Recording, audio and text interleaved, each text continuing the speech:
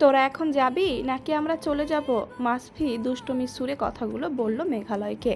আলো মাথা নিচু করে ফেলল। তানিয়া মুখ ভেঙচি কেটে অন্যদিকে তাকালো। কাব্য আর ইতি হৈ হৈ করে উঠল। মেঘালয় মুচকি হেসে বলল, এভাবে রিয়েকশন দেওয়ার মানে কি? আমি কি এখন বাসর ঘরে আছি? আলো আরও কুঁকড়ে গেল। মেঘালয়ের সম্পর্কে তো ওরা দুই ভাই এবং তানিয়া জানে, কিন্তু ইতি আর আলো তো জানে না। তাই ওরা বোকার মতো তাকিয়ে রইল পাবলিক প্লেসে মেঘালয়ের কাছ থেকে এমন কথা শুনে। তাহলে তোরা থাক, আমি চলে যাই। কাব্য, তোরা যাবি? মাসফির কথা শুনে কাব্য বলল, আমি ওদের সাথে থেকে কি করব? কাবাবের হাড্ডি হতে যাব কেন? আমার বউ আছে না? এই ইতি, চলো, ওরা থাকুক। কাব্য ইতির হাত ধরে চলে যাওয়ার জন্য পা বাড়ালো। মেঘালয় ডাক দিল, আরে ভাই, তোমরা এত ওভার রিয়াক্ট করছো কেন? এখানে আসো, বল কি বলবি? কাব্য আবারও ফিরে এলো মেঘালয়ের কাছে। মেঘালয় কাব্যের কাঁধে হাত রেখে বলল, আজ স্পেশাল ডে, তুমি কি ভুলে গেলে? মাসফি এবং কাব্য দুজনেই বোকার মতো তাকিয়ে রইল মেঘালয়ের দিকে। কারণ আজ স্পেশাল কি তারা মনে করতে পারছে না। মেঘালয় ওদের অভিব্যক্তি দেখে বিরক্ত হয়ে বলল, আসলেই তোমরা কি আজ আমাদের মায়ের জন্মদিন ভুলে গেছো? আমার একার মা, প্রত্যেকবার আমি শুধু মনে রাখবো। তোমরা কি করবে তাহলে? মাসফি এবং কাব্য দুজনে অবাক হয়ে বলে, আরে সরি মেঘালয়, ভুলে গিয়েছিলাম। দেখ আজকে কতদিন ধরে কত ঝামেলা চলছে, মাথা থেকে বেরিয়ে গিয়েছিল। তো প্ল্যান কি, কি করবি? হয়তো মায়ের সঙ্গে আমাদের তার জন্মদিন পালন করার শেষ সুযোগ পাচ্ছি, তাই এই জন্মদিনটা একটা স্পেশালভাবে সেলিব্রেট করতে চাই, মেঘালয় মলিন মুখে জানালো। মেঘালয়ের কথাগুলো শুনে মাসফি এবং কাব্য দুজনে মন খারাপ করে ফেলল। ইতি, তানিয়া এবং আলো চুপ করে রইল। এবার তাদের প্ল্যান ছিল ভিন্ন। তিন ভাই মিলে তাদের মাকে গিফট করবে। তিনজন তাদের বউ নিয়ে তিন ভাগে চলে গেল তিন দিকে। যদিও মেঘালয়ের সঙ্গে আলোর এখনও বিয়ে হয়নি, তবুও তারা একসাথে গেল, কারণ তারা এখন একই পথের পথিক। মেঘালয় আর আলো একটা শাড়ি শোরুমে গেল। মেঘালয় তার মায়ের জন্য শাড়ি দেখছিল। হুট করে আলোর চোখ পড়ল একটা সাধারণ সুতি শাড়ির ওপর। হুট করে আলোর মন বলল, মাহিনের গায়ে শাড়িটা মানাবে, কিন্তু আলোর কাছে যে টাকা নেই। টাকা থাকলে সে অবশ্যই মাহিনের জন্মদিনের উপলক্ষে এই শাড়িটা গিফট করত। হুট করে মেঘালয় আলোর পাশে দাঁড়িয়ে বলল, শাড়িটা পছন্দ হয়েছে? আলো খানিকটা অবাক হয়। মেঘালয় তার এত কাছে এসে দাঁড়ালো দেখে লজ্জা পাওয়া ভঙ্গিতে বলল, হ্যাঁ, মাহারিন আন্টিকে শাড়িটা মানাবে। আমি তো ভেবেছিলাম আপনি নিজের জন্য পছন্দ করেছেন। চলুন শাড়িটা কিনে ফেলি। মেঘালয়ের কথা শুনে আলো প্রায় অস্থির হয়ে বলল, কিন্তু আমার কাছে তো এখন টাকা নেই। আমি আছি না, আমি ম্যানেজ করে নেব। আপনি চয়েস করেছেন আমার মায়ের জন্য, এটাই চলবে। ধরুন, এটা আমার আর আপনার পক্ষ থেকে মায়ের জন্য উপহার। আমি টাকা দিলাম, আপনি চয়েস করলেন, দুজনেই সমান সমান কন্ট্রিবিউট করলাম। মেঘালয়ের কথাগুলো শুনে কেন যেন আলোর অনেক ভালো লাগলো। অবশ্য মেঘালয়ের বাচনভঙ্গি অনেক ভালো, কিন্তু আলো তো জানতো ডাক্তাররা নাকি খিটখিটে স্বভাবের হয়।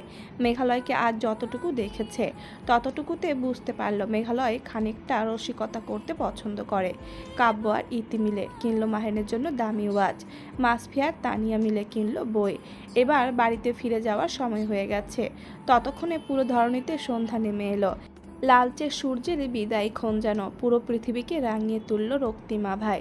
কাব্য, মাসফি, ইতি এবং তানিয়া ফিরে এসেছে সে কখন, কিন্তু মেঘালয় আর আলো এখনও ফিরে আসেনি।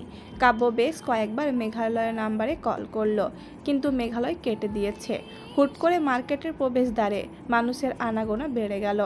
আলো ভাবছিল, এত মানুষের ভিড়ে সে নিজেকে হারিয়ে ফেলবে না তো? এমনিতেই কখনো এত বড় শপিং মলে আসা হয়নি তার। হুট করে নিজের হাতের মাঝে কারো হাতের স্পর্শ পেল আলো। মেঘালয় তার হাত ধরেছে। আলোর হাত ধরে সামনে হেঁটে যেতে যেতে মেঘালয় বলল, ভিড়ের মধ্যে হারিয়ে যেতে পারেন, সেই জন্য হাত ধরলাম। ফিরতি পথে কারে করে এসেছে তানিয়া, মাসফি, আলো আর ইতি। মেঘালয় আর কাব্য এসেছে বাইকে করে। প্রয়োজনীয় সব শপিং ব্যাগ বের করে নিয়ে বাড়ির ভেতরে ঢুকলো তারা। শপিং ব্যাগগুলো দোতলায় মেঘালয়ের ঘরে রেখে এসে মেঘালয় কল করলো আফসার সাহেবকে। কল দিয়ে অনুমতি নিল। আলো আরও 2 ঘন্টা তাদের বাড়িতে থাকবে এই কথা বলে, কারণ তাদের মায়ের জন্মদিন আজ। আফসার সাহেবকে দাওয়াত দিল মেঘালয়, কিন্তু আফসার সাহেব বললেন, না বাবা, তোমরা এনজয় করো, সময় মতো আলোকে দিয়ে যেও বাড়িতে। ফোন আলাপ শেষ করে কোনো মতে ফ্রেশ হয়ে নিচে চলে গেল মেঘালয়। মাহিনের ঘর থেকে আপাতত অনেক হই হুল্লোড় শোনা যাচ্ছে। মেঘালয় দরজা খুলে ভেতরে ঢুকতে দেখতে পেল তার 2 ভাই তার মাকে 2 পাশ থেকে জড়িয়ে ধরেছে। মায়ের চোখ ভেজা। হুট করে মেঘালয়ের দুই চোখ ভিজে গেল। হয়তো শেষবারের মতো এভাবে তার মায়ের জন্মদিন পালন করা, আর কখনোই হয়তো মায়ের জন্য এমন করে সেলিব্রেট করতে পারবে না তারা তিন ভাই। আমাকে ছাড়া দুই ছেলেকে বুকে জড়িয়ে ধরেছ কেন মা? তুমি জানো তোমার দুই ছেলে তোমার জন্মদিনের তারিখ মনে রাখতে পারে না? মনে রেখেছে আমি, তুমি ওদের আগে কেন জড়িয়ে ধরলে? মেঘালয়ের বাচ্চা মানুষের মতো বলা কথাগুলো শুনে মাহারিন সহ সবাই হেসে ফেলল। আলোকে এই বাড়িতে দেখে মাহারিন বেশ খুশি হলো। আলোর মাথায় হাত রেখে বলল, জীবনে তুমি অনেক বড় হবে আলো। আমার দোয়া তোমার সঙ্গে সব সময় আছে। আর আমার মেঘালয় অনেক ভালো, তোমাকে কোনো দিনও অবহেলা করবে না। অনেকগুলো বছর পর আমার কথাগুলো মিলিয়ে দেখো, আমি মানুষটা থাকবো না, কিন্তু আমার কথা থেকে যাবে তোমাদের অন্তরে। আলো মাথা নিচু করে মাহারিনের কথা শুনে। তারপর শুরু হলো মূল আনুষ্ঠানিকতা। কেক কাটা হলো মাহারিনের জন্মদিন উপলক্ষে। তিন ভাই মিলে ভারী দুষ্টুমি করলো, একজনকে একজন কেক লাগিয়ে দিল। ইতি, তানিয়া, আলো এবং মাহারিন এদের কাণ্ড দেখে হাসতে হাসতে শেষ। চারজন নারীর খিলখিল হাসির শব্দ শুনে ওরা তিন ভাই থমকে গেল। আলোর চোখ পড়ল মেঘালয়ের ওপর, দেখলো মেঘালয় তার দিকে তাকিয়ে আছে। আলো চোখ নামিয়ে ফেলল। এরপরের সময়টুকুতে সে মাহারিনের হাত ধরে বসে রইল মাথা নিচু করে। মেঘালয় তাকে কি ভাবছে কে জানে। আলোকে রাতের খাওয়া দাওয়া করিয়ে তারপর মাহারিন বিদায় দেওয়ার জন্য অনুমতি দিল। মেঘালয়কে বলল আলোকে তাদের বাড়িতে পৌঁছে দিয়ে আসতে। বড় একটা ট্রলি ব্যাগে বিয়ের জন্য কেনাকাটা করা শাড়ি, কসমেটিক্স, জুতো সহ সব জিনিসপত্র রেডি করে দিল ইতি। মেঘালয় মাসফিট থেকে গাড়ির চাবি নিয়ে আগেই বাড়ি থেকে বেরিয়ে গেল। মাহারিনের কাছ থেকে বিদায় নিয়ে ঘর থেকে বের হলো আলো। কাব্য এবং ইতি গেট পর্যন্ত এগিয়ে দিতে এলো তাকে। আলো পেছনের সিটে বসলো, মেঘালয় ড্রাইভিং সিটে বসলো। এমন দৃশ্য দেখে কাব্য ঠাট্টার সুরে বলল, দুজন একসাথে পাশাপাশি বসলে ভালো হতো, গাড়ি কখন জানি আবার উল্টে যায়। ইতি ওর কনুই দিয়ে কাব্যর পেটে গুঁতো দিয়ে বলল, এই তুমি কি বড় ভাই না? এভাবে কেউ কথা বলে? আরে আলো হচ্ছে আমার স্টুডেন্টের হাজব্যান্ডকে আমি সাজেশন দিচ্ছিলাম। আমি হচ্ছি বাংলাদেশের একজন সচেতন নাগরিক। আমার কারণে কারো অ্যাক্সিডেন্ট হোক আমি চাই না। আলো, তুমি সামনে এসে বসো, দেখো মেঘালয়কে কেমন জানি ড্রাইভারের মতো লাগছে। কথাটি বলে কাব্য হো হো করে হেসে ফেলল। ইতি হেসে ফেলল, কিন্তু আলো হাসি চেপে রাখতে না পেরে দুই ঠোঁট চেপে হাসি কন্ট্রোল করার বৃথা চেষ্টা করতে লাগলো। মেঘালয় সবটা দেখলো, কিছু না বলে গাড়ি স্টার্ট করলো। এবার আলোদের বাড়ির সামনে এসে গাড়ি থেমে যায়। ব্যাগটা গাড়ি থেকে নামিয়ে মেঘালয় পেছনে ঘুরে তাকাতে দেখতে পেল আলো তখনও দাঁড়িয়ে আছে। আপনাকে আমি বললাম না বাড়ির ভেতরে চলে যেতে? মেঘালয়ের কথা শুনে আলোর কিছুটা রাগ হলো। সে শক্ত গলায় মেঘালয়কে জবাব দেয়, আপনাকে রেখে যদি আমি ঘরে যাই, বাবা বলবে যে আমি আপনাকে সম্মান করি না। আমার ইমেজ ভালো রাখার জন্য এখানে দাঁড়িয়ে আছি, বুঝতে পেরেছেন? জি বুঝতে পেরেছি। আলোকে নিয়ে মেঘালয় দ্বিতীয়বার এই কোয়ার্টারে প্রবেশ করলো। ভেতরে গিয়ে তেমন দেরি করলো না। আফসার সাহেবের কাছে ব্যাগটা বুঝিয়ে দিয়ে বের হওয়ার জন্য মেঘালয় প্রস্তুতি নেয়, কিন্তু আশেপাশে কোথাও আলোর অস্তিত্ব নেই। কিছু কথা ছিল আলোর সঙ্গে, কিন্তু এখন আলোকে ডাক দিলে কেমন দেখা যায় ব্যাপারটা। মেঘালয় এক প্রকার না পারতে আফসার সাহেবকে বলল, আঙ্কেল একটু কষ্ট করে যদি আলোকে ডাক দিতেন, কিছু কথা ছিল ওর সঙ্গে। আফসার সাহেবের এবার আলোর প্রতি বিরক্ত হলো। ছেলেটা এসেছে কই ছেলেটার পাশে থাকবে তা না, ঘরে গিয়ে বসে আছে। আফসার সাহেব মেঘালয়কে দাঁড় করিয়ে আলোর ঘরে গিয়ে জানালো তাকে মেঘালয় ডাকছে। আলো এই কথা শুনে ভুরু কুঁচকে গেল। একটা মেরুন রঙা ওড়না কোনো মতে মাথায় জড়িয়ে ঘর থেকে বের হয়ে দেখল মেঘালয় দরজার সামনে দাঁড়িয়ে আছে। আলো মেঘালয়ের সামনে গিয়ে দাঁড়ালো। মেঘালয় আলোকে দেখে বলল, মোবাইলটা সাথে রাখবেন। মেঘালয় একটা মোবাইল ফোন আলোর সামনে বাড়িয়ে ধরল। আলো অবাক হয়ে বলল, আমি মোবাইল দিয়ে কি করব? আমার সঙ্গে কথা বলবেন? সিম, এমবি, মিনিট সবই আছে মোবাইলে। সোজা সাপটা উত্তর দিল মেঘালয়। আলো মোবাইল হাতে নিয়ে থতমত খেয়ে বলল, আমি কি মোবাইল ইউজ করতে পারি? কেউ প্রথম কিছুই পারে না, শিখে নিতে হয়। মোবাইল ফোনে কল লিস্টে স্মিতা নামের একটা মেয়ের নাম্বার সেভ করা আছে। মেয়েটা আপনাকে কল করবে, যখনই কল করবে তখনই তার দেওয়ার ঠিকানায় চলে যাবেন। স্মিতা নামের মেয়েটাকে, আর সে কল করলে আমি যাব কেন? আপনি একা যাবেন কেন? ইতি ভাবি এবং তানিয়া ভাবি সঙ্গে যাবে।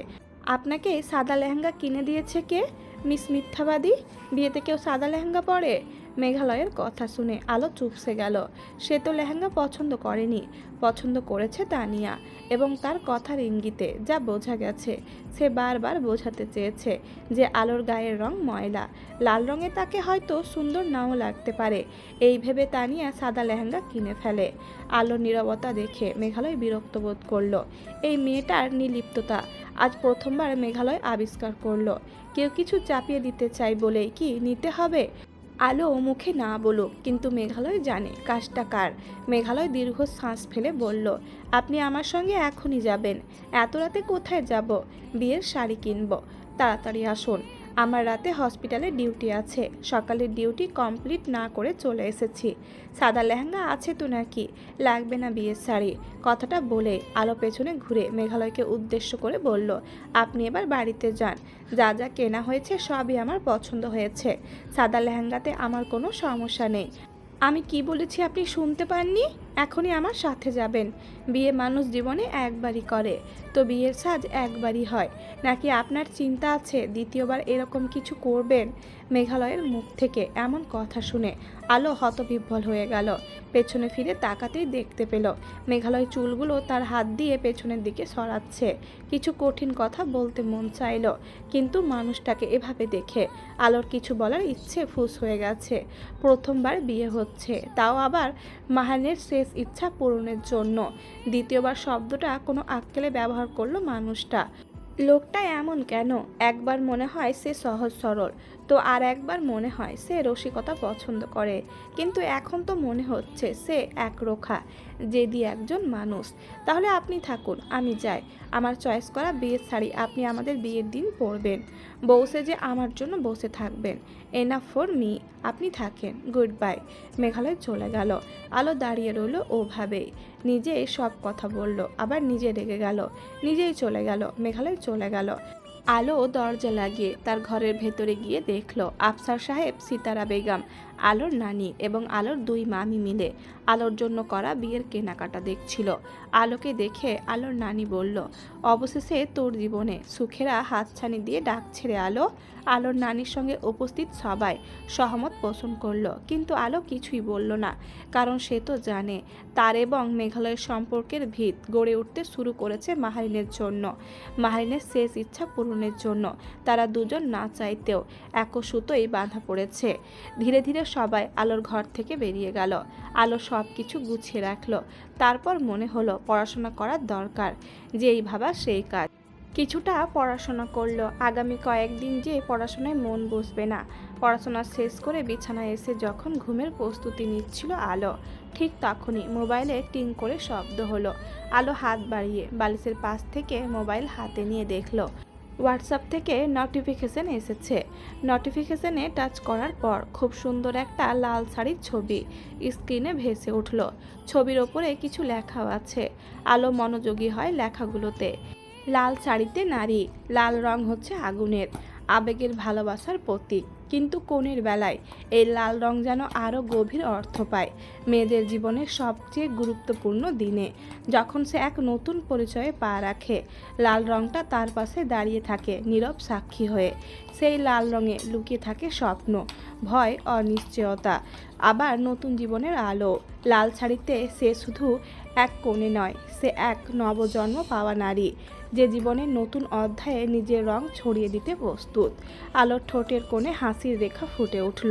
মেঘালয় কথাগুলো এত চমৎকারভাবে লিখল। আলো ছোটবেলা থেকে জেনে বুঝে এসেছে বিয়ের দিন বাঙালি নারী লাল শাড়ি পরে। ব্যাস এতটুকুই ছিল তার জানার পরিধি, কিন্তু মেঘালয়ের পাঠানো খুদে বার্তা যেন নতুন করে তাকে শেখালো লাল শাড়ির অর্থ। ফোনের স্ক্রিনে ভেসে থাকা শাড়িটার দিকে তাকিয়ে আলো বলল, মেঘালয়, আপনি কি এসব মন থেকে করছেন নাকি কেবল দায়িত্ব পালন? পরদিন সকালে আলোদের বাড়িতে ধীরে ধীরে মেহমান আসা শুরু করলো।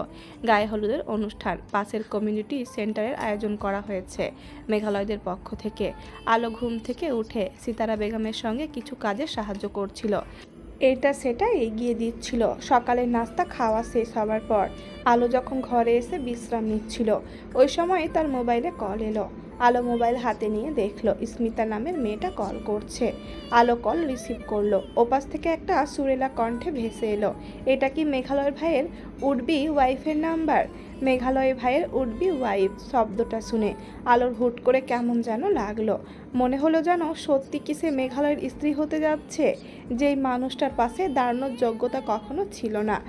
আজ বাদে কাল নাকি সেই মেঘালয়ের নাম জুড়ে তার নামটা লেপ্টে থাকবে। মানুষটার স্ত্রী সে হবার মতো সৌভাগ্য আলোর হলো কিভাবে? জি, আমি আলো বলছি, মেঘালয় ইমতিয়াজ আহমেদের উডবি ওয়াইফ। কংগ্রাচুলেশনস ভাবি, আমি মেঘালয় ভাইয়ার কাজিন বলছিলাম। আসলে আমি একজন বিউটিশিয়ান। আপনার গায়ে হলুদ এবং ব্রাইডাল লুকের জন্য আমাকে হায়ার করেছে ভাইয়া।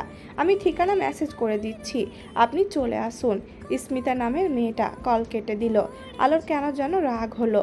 কে বলেছে তার জন্য বিউটিশিয়ান হায়ার করতে? নাকি মেঘালয় তার ভাবির মতো আলোর গায়ের রং নিয়ে তুচ্ছ-তাচ্ছিল্য করছে এবং সেই কারণেই তার জন্য বিউটিশিয়ান হায়ার করেছে? আলোর মনে এক সময় পৃথিবী বিরক্ত ভর করলো মেঘালয়ের ওপর। 2 মিনিট পর আলোর মোবাইল থেকে মেসেজের শব্দ ভেসে এলো। মেসেজ সিন করলো আলো। ঠিকানাটা খুব বেশি দূরে নয়। আলো তার পরনের কাপড় চোপড় বদলে ফেললো। অফ হোয়াইট রঙের একটা কুর্তি পরে নিল। চুলগুলো খোপায় বেঁধে মাথায় ওড়না চাপিয়ে ঘর থেকে বের হলো আলো। আফসার সাহেবের কাছ থেকে বিদায় নিয়ে এবার স্মিতা মেয়েটার দেওয়া ঠিকানার উদ্দেশ্যে রওনা দিল আলো। রিক্সা থেকে নেমে রাস্তার অপোজিটে থাকা দোতলা বিল্ডিংয়ের ওপর দৃষ্টি রাখলো আলো। সঠিক জায়গায় এসেছে সে। রিক্সা ভাড়া মিটিয়ে মোবাইল ফোন বের করে নাম্বারে কল করলো আলো। স্মিতা যখন জানতে পারলো আলো এসেছে, সে তড়িঘড়ি করে নিচে নেমে এলো। আলোকে সামনাসামনি দেখে স্মিতা মেয়েটার মুখটা কালো হয়ে গেল।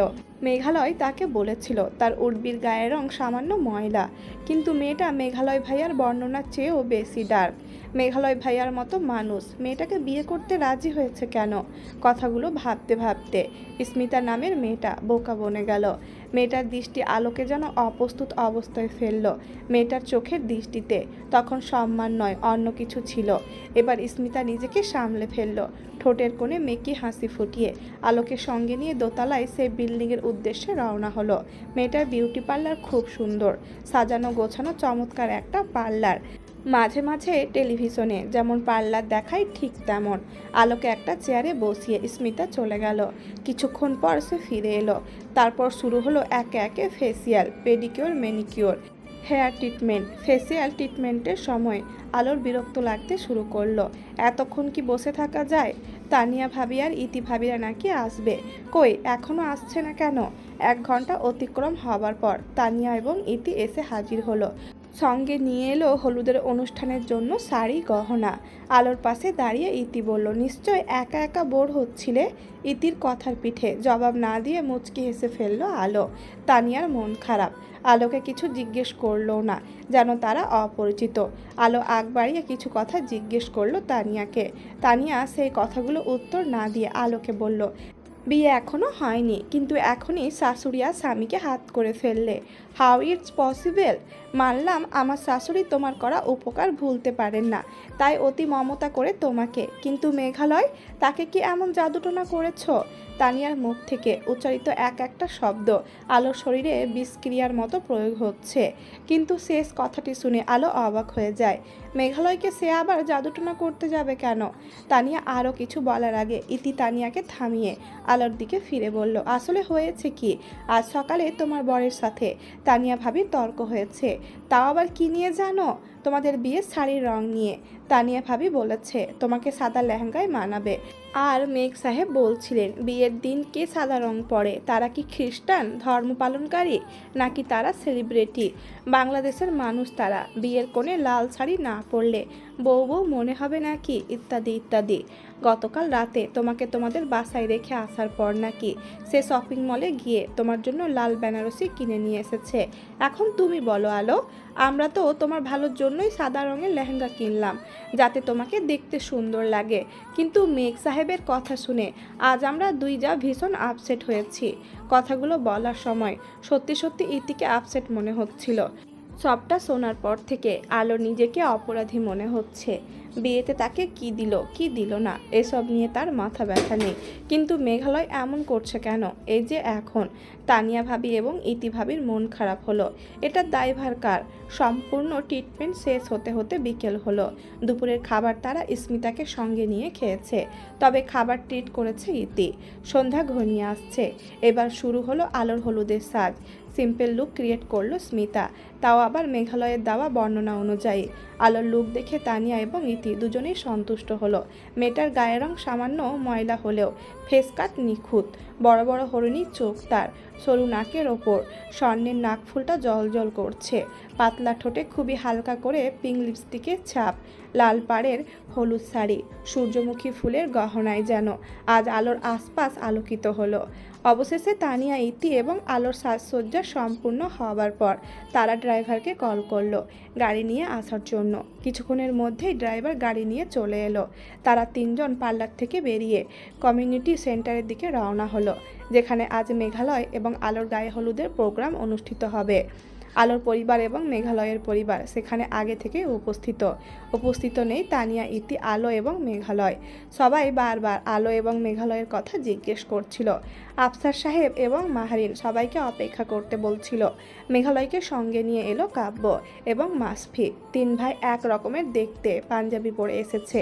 এবার সবাই আলো, ইতি, তানিয়ার জন্য অপেক্ষা শুরু করলো। বউ এসেছে বলেই হই হই শুরু করলো বাচ্চারা। মেঘালয় তখন স্টেজে বসেছিল, পাশে দাঁড়িয়েছিল কাব্য এবং মাসফি। ক্যামেরাম্যান ইতিমধ্যে আলোর দিকে দৌড়ে চলে গেল, কারণ পারফেক্ট ভিডিও শ্যুট এবং ফটোশ্যুটের প্রয়োজন আছে। অবশেষে আলোর এন্ট্রি হলো ক্যামেরাম্যানের দেওয়া ইনস্ট্রাকশন অনুযায়ী। স্টেজের সামনে আসার পর আলোকে থামিয়ে দিল সবাই, কারণ এবার বেশ নাটকীয়ভাবে আলো স্টেজে উঠবে, তাও আবার মেঘালয়ের হাতে হাত রেখে। ক্যামেরাম্যান যখন কথাগুলো বলছিল তখন আলো মাথা নিচু করে শুনছিল। তার বারবার বলতে ইচ্ছে করছিল, আরে আমি নিজেই হেঁটে স্টেজে উঠব, কারো আমাকে টেনে তোলার দরকার নেই। কিন্তু বলা হলো না। প্ল্যান মোতাবেক আলো স্টেজে উঠবে এবং স্টেজের অভিমুখে দাঁড়িয়ে আলোর হাত ধরে ওয়েলকাম জানাবে মেঘালয়। সবাই এমন একটা মুহূর্ত দেখার জন্য তৈরি। ক্যামেরাম্যান আলোকে বারবার অনুরোধ করছে, কিন্তু আলোর পা সামনের দিকে এগোচ্ছে না। ইতি এগিয়ে এসে আলোর কানে কানে বলল, সবাই দেখছে আলো, গো নাও। মেঘালয় ভাই কতক্ষণ হাত বাড়িয়ে দাঁড়িয়ে থাকবে বলো? অবশেষে আলো হাত বাড়িয়ে ধরল মেঘালয়ের উদ্দেশ্যে। মেঘালয় আলোর বাড়িয়ে দেওয়া হাত ধরল শক্ত করে। আলো কেঁপে উঠল। মুহূর্তের মধ্যে পুরো হল রুমে হৈ হৈ রব, শীষ এবং করতালিতে ভরে উঠল। আলো লজ্জায় মাথা উঁচু করতে পারল না। এদিকে মেঘালয় আলোর অবনত মুখের দিকে তাকিয়ে বলল, যার নামে সেজেছেন তাকে দেখে যদি চেহারা নামিয়ে রাখেন, তাহলে এই সাজের মূল্য কি মিস মিথ্যাবতী? মিথ্যাবতী শব্দটা শুনে আলো মেঘালয়ের মুখের দিকে তাকালো সরাসরি। তারপর কিছুটা রাগ মিশ্রিত সুরে বলল, মিথ্যাবতী বলছেন কেন? আপনি লাজ লজ্জা ভুলে রেগেমেগে ফায়ার হয়ে যেন ঠিক এভাবে আমার দিকে তাকান, সেই জন্যই মিথ্যাবতী বলেছি। কথাটি বলেই মেঘালয় ঠোঁট চেপে হেসে ফেলল। আলো মেঘালয়ের কথার মানে বুঝতে পেরে অন্যদিকে মুখ ঘুরিয়ে হেসে ফেলল আনমনে। তারপরই আবার ভেসে এলো মেঘালয়ের বলা দুইটা বাক্য, হলুদের সাজে আপনাকে যেমন দেখতে চেয়েছিলাম তার চেয়েও বেশি সুন্দর লাগছে মিস মিথ্যাবতী।